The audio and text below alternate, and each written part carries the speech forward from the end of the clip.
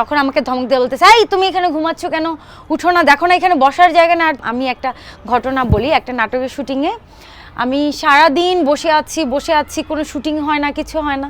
তো একটা পর্যায়ে গিয়ে না আমি অনেক টায়ার্ড হয়ে গেছি। আমি মেকআপ রুমে, নায়ক নায়িকা কেউ নাই, মানে যারা লিড কাস্টিংয়ে ছিল, তো আমি সোফার মধ্যে মেকআপ রুমে এক কর্নারে শুয়ে আছি।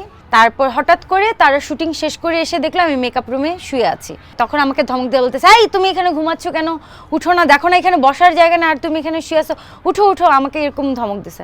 তো আমি ঘুম থেকে লাফ দিয়ে উঠছি।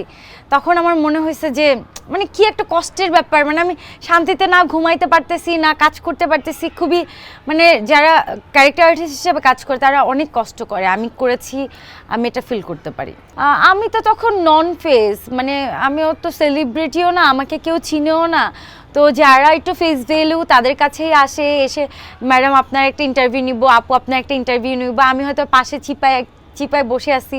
তা আমার এটা কষ্ট লাগতো না, কিন্তু আমার এটা দেখে খুব মানে ইচ্ছা হতো যে একটা সময় আমাকে ওরা ইন্টারভিউ নিতে আসবে। এটা আমার ভেতরে একটা জেদ ছিল যে আমার ওরা ইন্টারভিউ নিতে আসবে, আমাকে ওরা ডাকবে, আমার জন্য শিডিউল চাবে।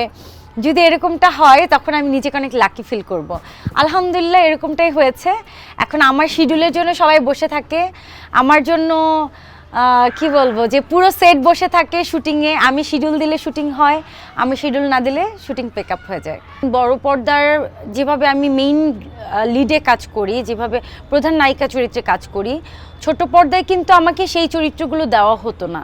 ছোট পর্দায় দেখা গেলো বোনের ক্যারেক্টার বা একটু থাকে না, এটা হচ্ছে চ্যানেলের একটা প্রবলেম থাকে। এখানে হচ্ছে ফেস ভ্যালু, যাদের ফেস ভ্যালু তাদের নাটকগুলো চ্যানেল কিনে নেয়। তো আমার তখন ফেস ভ্যালু ছিল না, আমি একদমই সাধারণ সিম্পল, মাত্র নতুন এসেছি, তো কেউ আমাকে লিড কাস্টিংয়ে তখন আমাকে নিত না। এই জন্য আমার মনে হয় যে ছোট পর্দাটা আমাকে স্যুট করেনি। বড় পর্দায় সবাই চাচ্ছিল যে নতুন নায়ক নায়িকা দেখবো, আমরা নতুন নায়িকা দেখবো। আর আলহামদুলিল্লাহ আমার প্রথম কাজটাই সাকিব খান ভাইয়ার সাথে হয়েছে। আর অনেক বিগ বাজেটের একটা সিনেমা ছিল হিটম্যান, আর ঈদের একটা ছবি ছিল।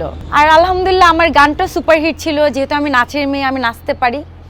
তারপর দর্শকরা দেখলাম যে আমাকে সেই মানে অ্যাকসেপ্ট করলো, সেইভাবে অ্যাকসেপ্ট করলো। আর একের পর এক আমার তখন আরও সিনেমার অফার আসলো, এভাবে আর কি আলোচনায় চলে আসলাম। অনেক সময় আমার ইউটিউবে অনেক ছোটোখাটো কাজ আছে, মিউজিক ভিডিও বলেন, অনেক ছোটোখাটো নাটক আছে যেগুলো আমি একদম ছোট ছোট রোলে কাজ করেছি। ওগুলো অনেক সময় আমি সার্চ দিয়ে দেখি।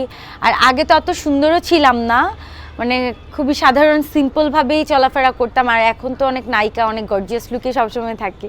তো আগের শিরিন শিলা আর এখনকার শিরিন শিলা দেখে নিজেকে অনেক কম্পেয়ার করি।